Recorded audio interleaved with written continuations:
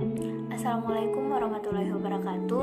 Nama saya Ratila Siania ARHL dengan NIM 2010301048 dari Prodi S1 Fisioterapi semester 1.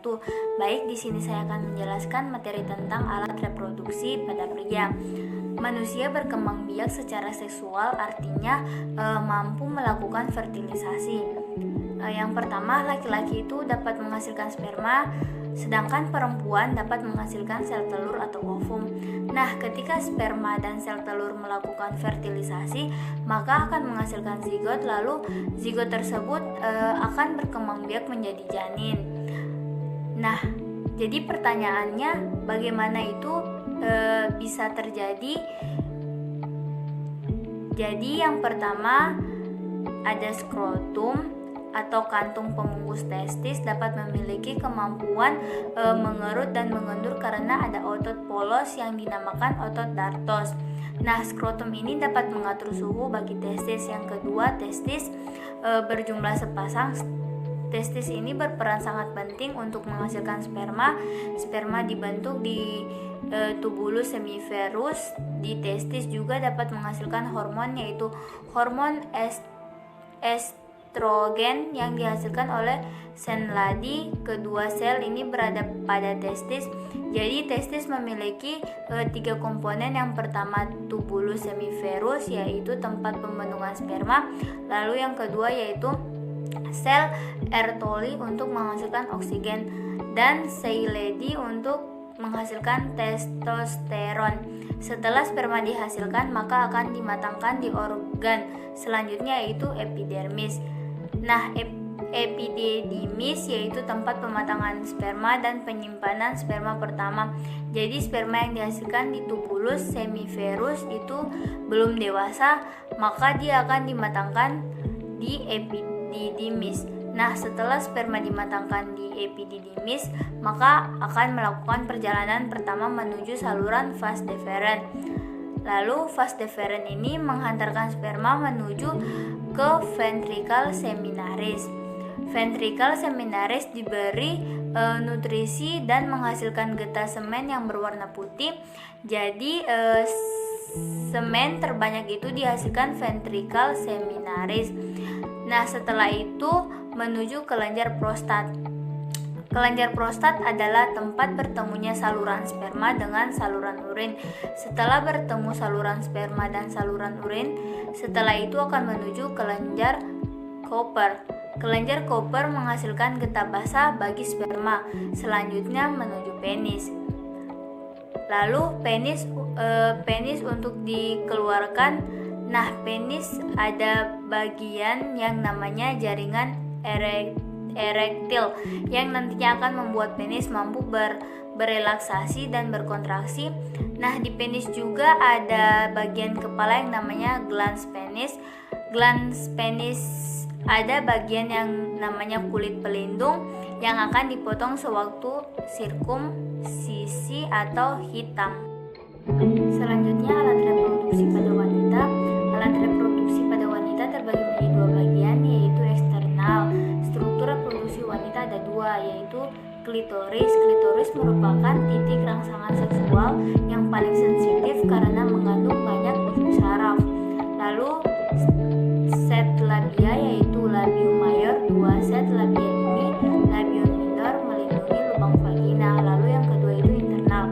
Ovarium fungsinya untuk menghasilkan ovum. Proses menghasilkan ovum dari ovarium namanya ovulasi. Ovarium juga dikenal sebagai gona betina, sama seperti testis. Jumlahnya yang ada sepasang, ada di bagian kiri dan bagian kanan. Bentuknya seperti kacang almond.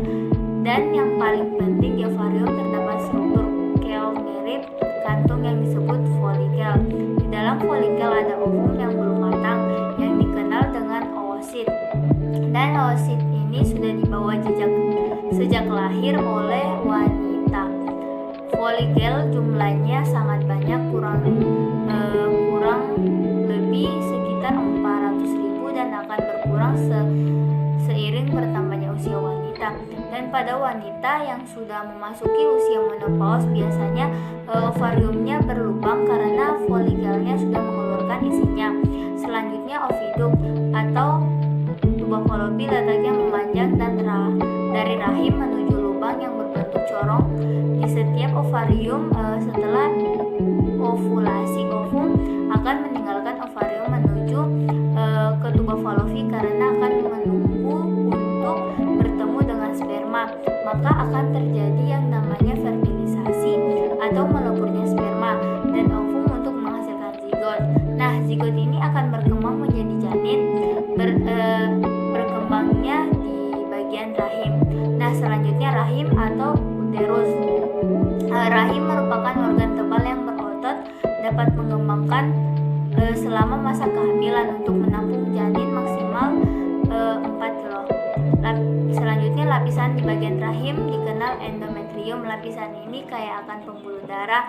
Selanjutnya vagina. Vagina bagian berotot tetapi elastis. Vagina merupakan tempat memasukkan penis dan tempat awal masuknya sperma. Selain itu, vagina berfungsi sebagai jalan lahir bayi saat dilahirkan. Yang selanjutnya mekanisme proses pembentukan urin. Yang pertama, organ ekskresi yaitu ginjal. Di dalam tubuh manusia memiliki 2 ginjal yang berada di bagian belakang atau posterior dari tubuh. Lebih tepatnya posterior dari rongga abdominal atau rongga perut. Ginjal terletak di kedua sisi tulang belakang pada bagian paling bawah dari tulang rusuk. Ginjal memiliki panjang 10-12 cm.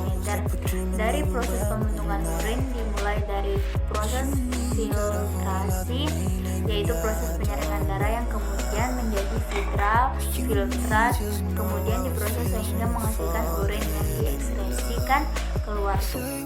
Ada 2 pembuluh darah yaitu arteri berfungsi untuk mengedarkan darah dari jantung ke seluruh tubuh dan organ termasuk ginjal, dan pembuluh darah vena yang membawa darah dari seluruh tubuh dan organ kembali ke jantung. Vena renalis merupakan percabangan dari vena utama yaitu vena cava yang terletak pada posterior tubuh yaitu vena cava posterior. Nah, ginjal terdapat 3 struktur utama pada bagian luar yaitu disebut dengan konteks. Selanjutnya medula bagian dalam dari ginjal. Pada medula akan terhubung pada rongga dari ginjal yang disebut pelvis renal. Selanjutnya urin diproses di bagian konteks dan medula, kemudian urin yang terbentuk masuk ke rongga ginjal yang dialirkan ke saluran ureter yang kemudian akan ke kandung kemih sebagai tempat penampungan urin yang dikeluarkan melalui saluran uretra.